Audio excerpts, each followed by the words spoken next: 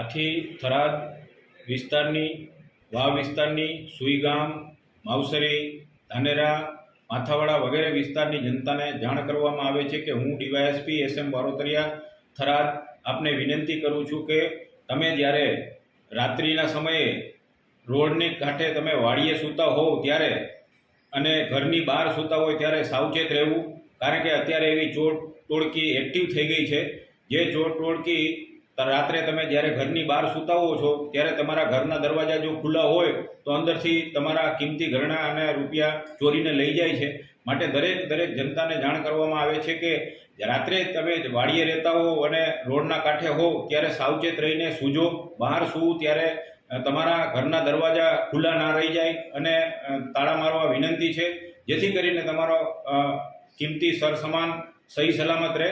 અને અમે તમને વિનંતી